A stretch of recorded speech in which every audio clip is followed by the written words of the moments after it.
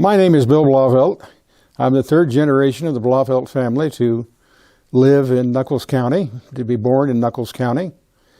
I have been editor and publisher of the Superior Express newspaper for 55 years this month.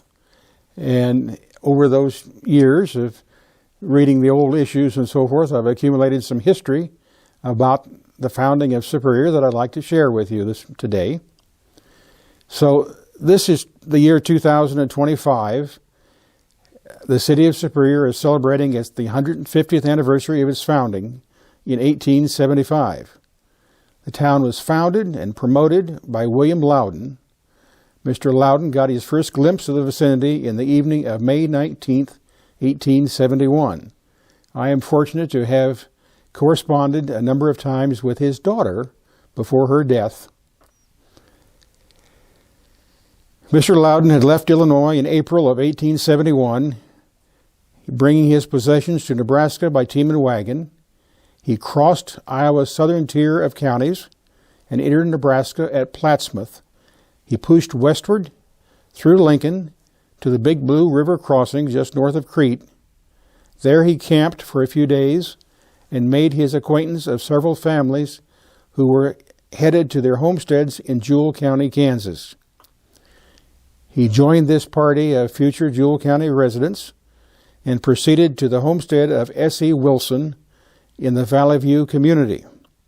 Now, the Valley View community is immediately south of Superior on the Kansas side of the state line, south of the Republican River. It was so named for a country school that was there on the hill overlooking the valley. At the Wilson homestead, he made camp on the evening of May 19th, 1871. Other families in that party who came out were Henry Bowden, John McCoy, M. Jennings, Frank Jennings, E.H. Edwards, L.E. Kerbaugh, Robert Owen, Frank Wilson, John Wilson, Frank Brokaw, Bobby Elliott, and Jake Tevabaugh. People with many of those surnames will appear in later histories of this area. William Loudon made his headquarters at the Wilson homestead and did considerable investigation before choosing his homestead. He was particularly attracted to the valley just south of the Republican in Nebraska. He liked the gently rolling grassland, the winding creeks, the meandering river, and the timber along the streams. And I got to back up and say I made a mistake. I said south of the Republican River. That's wrong. He was north of the Republican River.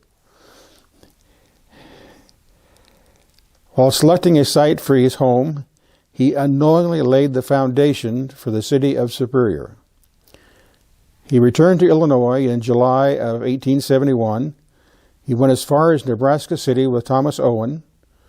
Now, Thomas Owen was the father of Jenny Owen, a noted Kansas newspaper columnist.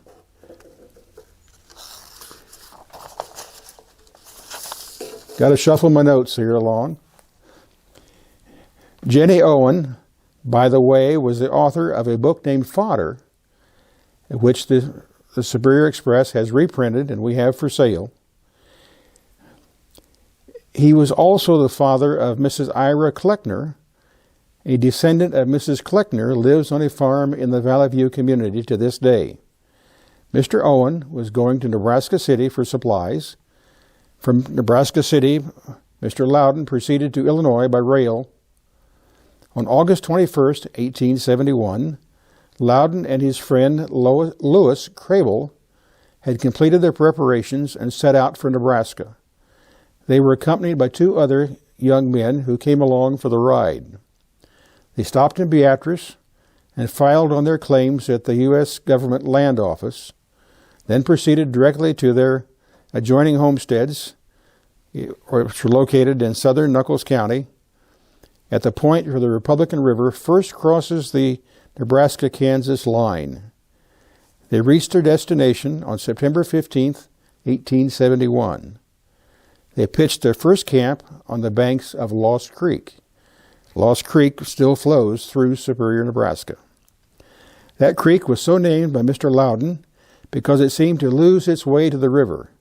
And if he thought it was lost in 1871, it's really lost in 2025.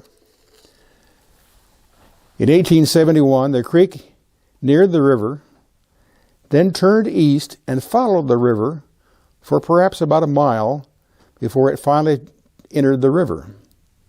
Later, when the mill race and dam were built to power a flour mill located at the southeast corner of what is now Superior, the creek was made to enter into the race and provide additional water for the mill. But still later, the creek became really lost when the dam was removed and a portion of the race was filled in and farmed over. Instead of flowing downstream to the Republican River, it was thought it would flow upstream in the race and into the Republican River at the dam site.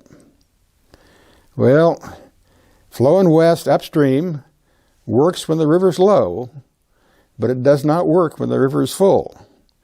And so if we have a heavy rain on the Lost Creek watershed and the river's full, where does the water go? It jumps over the dam, over the closure of the race, spreads out, floods Lincoln Park, floods farmland south of Superior, goes over the road that connects Superior and Weber. Just causes a real mess because it can't go upstream into a full river. Loudon's first dwelling was a dugout on the banks of Lost Creek, southwest of the present city limits. In the fall of 1872, he erected his first log cabin with the help of his Kansas neighbors. That cabin is now on the museum grounds here in Superior and is available for inspection. The logs came from the homestead of Frank Smelling, who had filed his claim on April 14th, 1869. The four Franks, Frank Crable, Frank Brokaw, Frank Wilson, and Frank Smelling, each laid a corner of the new log cabin. That log cabin was to serve as Superior's first post office and his first grocery store. The cabin stood just north of where the mill race was to be dug, or just southwest of the 2nd and Park Street intersection. The cabin has been moved at least twice, is now located on the Nuckolls County Museum grounds in City Park. I have to laugh here. When they moved it the last time, I was, as a newspaper photographer, was down taking pictures of the preparations, and the moving crew asked if I'd stop by the city office and tell them they were ready to move the post office at 1 o'clock. So the line crew could supervise the moving and not getting into any of the electrical wires. Well, they relayed the message to the line foreman, and he came into the newspaper and in a strong voice said, "You cannot move the post office. The government will not let you do that." He didn't realize we were talking about the log cabin in Lincoln Park. He thought it was the brick building on 4th Street that I was trying to move. Anyway, many stories are associated with the log cabin, which could make another session of this dialogue if there's interest. Ray Young, the father of a young woman who was in my parents' high school graduating class, lived in the cabin at one time, and he shared stories with me about what life was like in the cabin. At one time, 2 families lived in that cabin.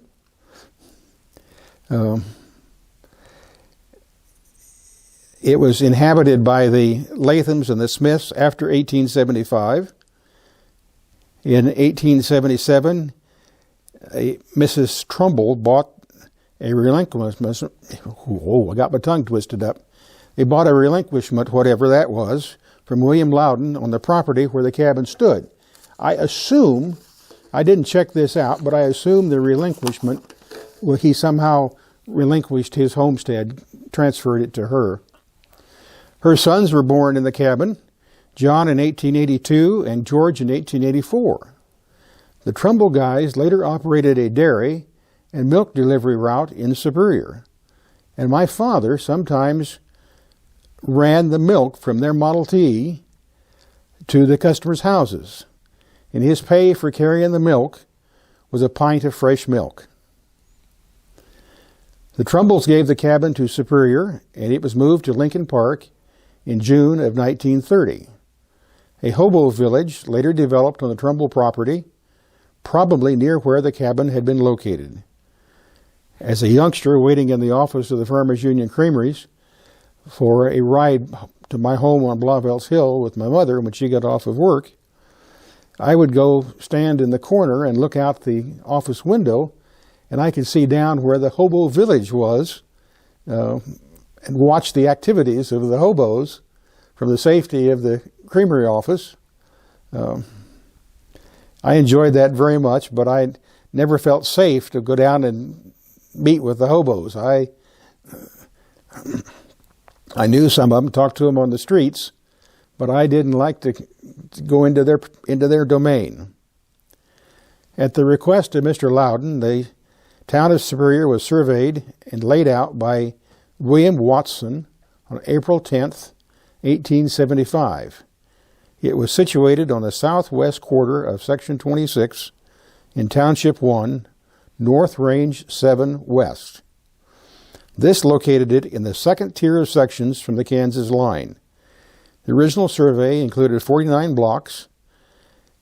They were 286 feet by 300 feet in size. And then on the extreme east and west tiers, the lots are smaller. The blocks are smaller, I should say. They are 143 feet by 300 feet. They're just about a half a block. The streets cross at right angles. All are 80 feet wide with the exception of 3 avenues.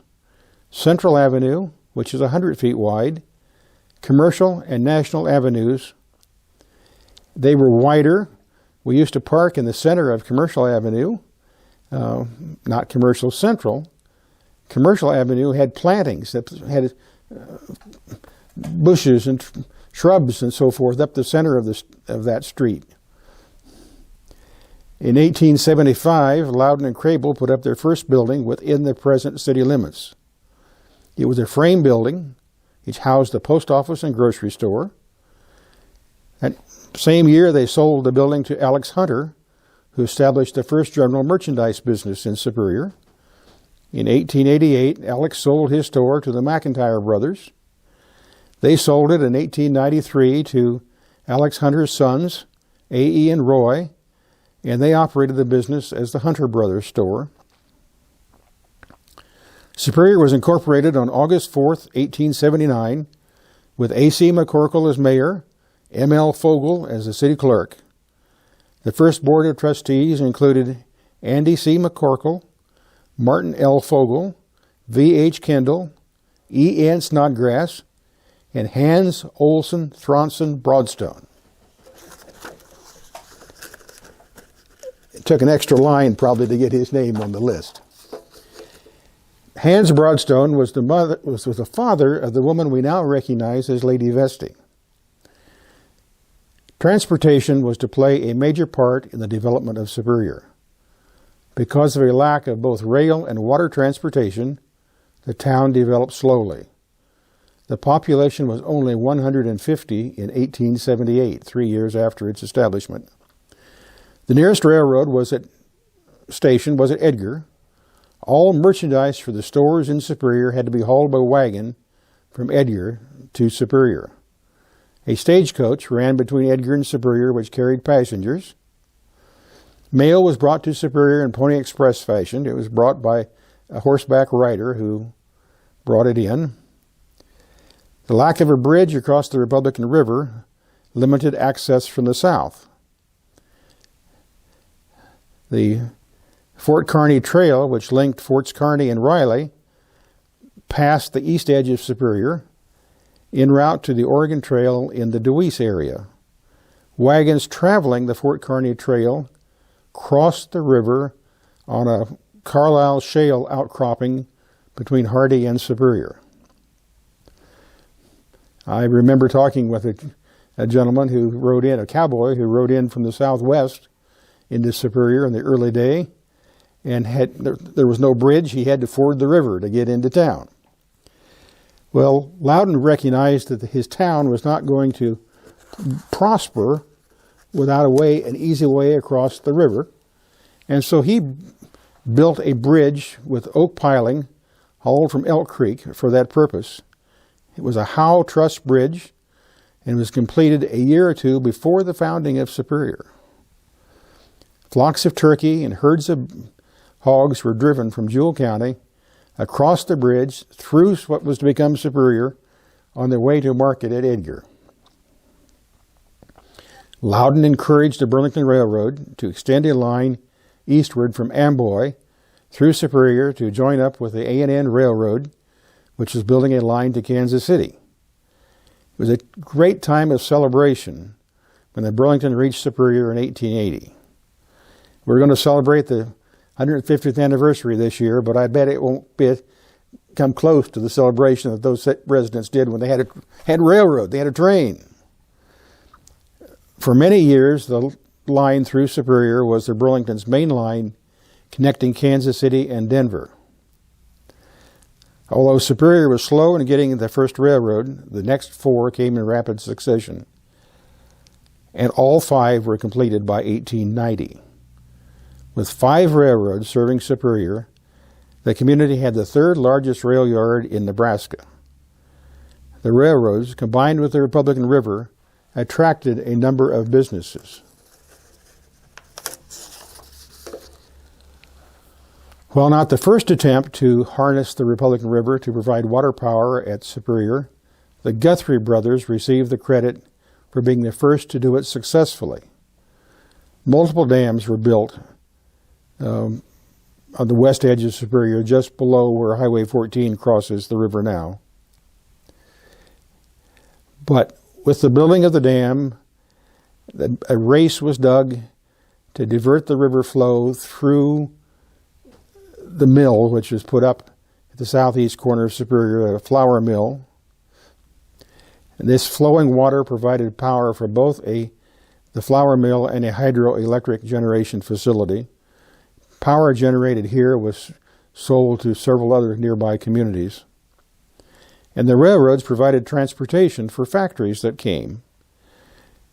Businesses like the petroleum pipeline terminal, the flour mill, the creameries, the wholesale food distributors, the bottling works, the stockyards, the alfalfa dehydrator, the cement plant, the poultry processors, the elevators, they all located in Superior because of the railroads. Superior became known as Nebraska's grain funnel. Because of the grain movement, the town's slogan was Gateway to the South. Grain flowed into Superior to be shipped south on the Santa Fe Railroad. We had a freight advantage. We could move grain to the ports from Superior cheaper than any other location in the state of Nebraska because of the Santa Fe connection. Part of this was because of the Santa Fe was primarily served the wheat-producing parts of the United States, and we were more of a corn-producing area, Nebraska is, and they wanted to keep their cars busy the year round, and they offered an attractive rate to move corn in the off-season for wheat.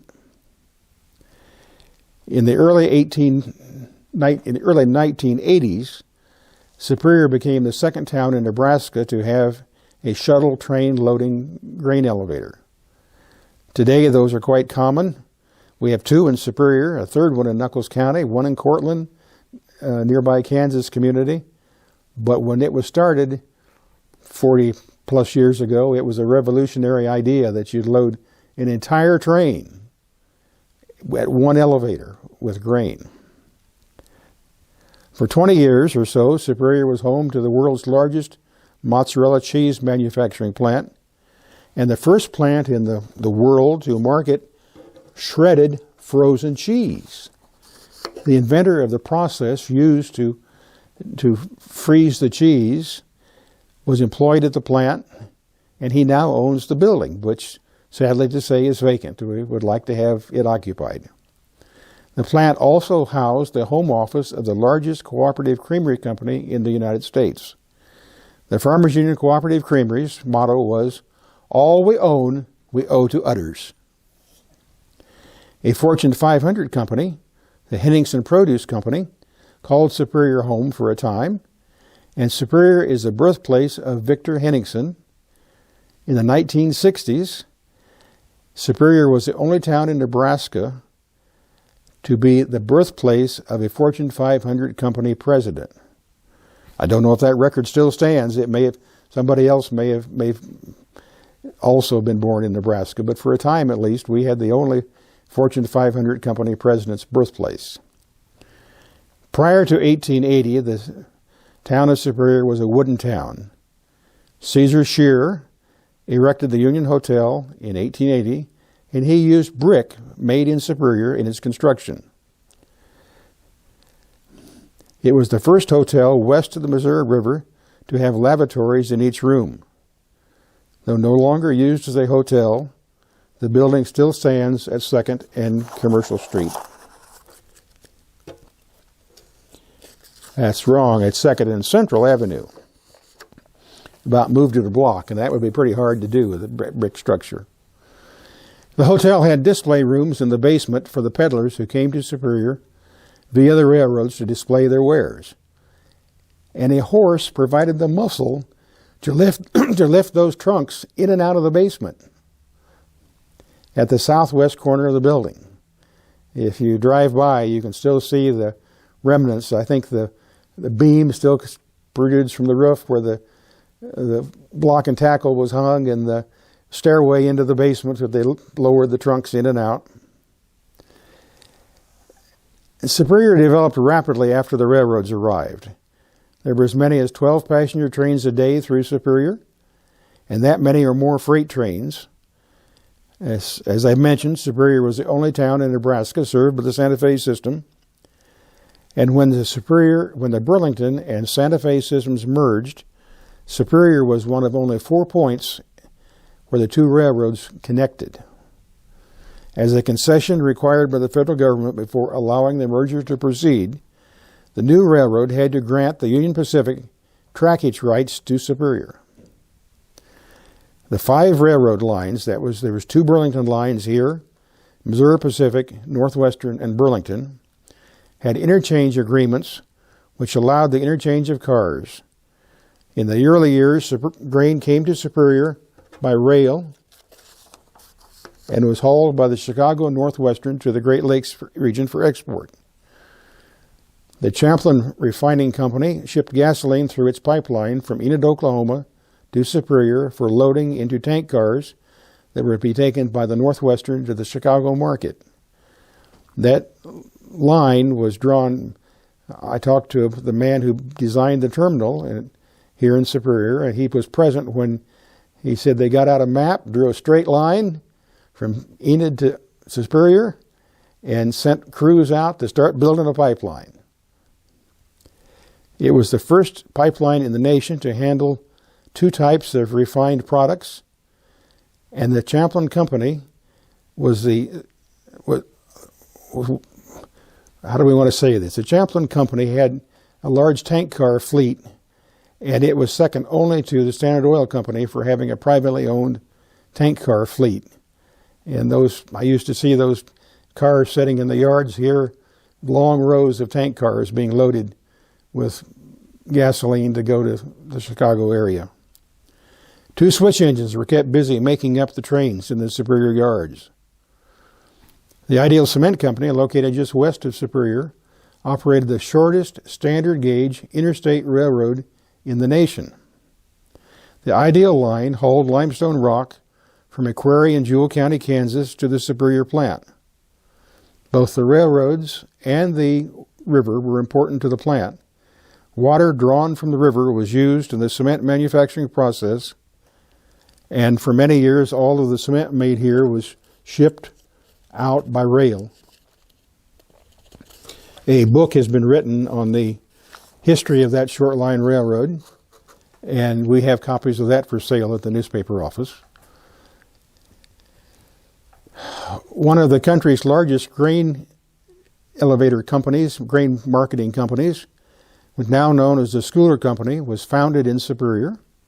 Mr. Schooler, in his first effort, was buying grain on the Burlington, bringing it into Superior, and shipping and transferring it with a scoop shovel from a boxcar on the Burlington over to the Santa Fe for shipment south. Later, the railroads interchanged the cars. Superior was known as Nebraska's grain funnel because all of the grain that flowed out of here or flowed into here for shipment out on the Santa Fe. For many years, the town's slogan was Nebraska's gateway to the South, referring to the railroad connection. And I want to add a little commercial plug at this point, if I may. The Express has for sale books about the Ideal Railroad, the Santa Fe, Burlington Railroads, and their operations in Superior. And they've all been written by authors with roots here in Superior. Superior has a fascinating history, and I've touched on just a number of subjects, but not in any detail. Any of those subjects could be expanded probably into programs of their own. If you want to know more about Superior, I suggest you read the 3-volume history of Superior written by the late Stan Sheets. It covers the town's first 100 years. Copies of the set are available for purchase at the Superior Express office, and we will ship them if desired, if asked. And now we're down to the last page of my notes. We're about through with this. I can say a lot more about the history of Superior but if, like me, you find Superior's history to be fascinating, I suggest you visit the Nuckolls County Museum. Plan to spend a considerable amount of time here touring the museum, seeing what's here.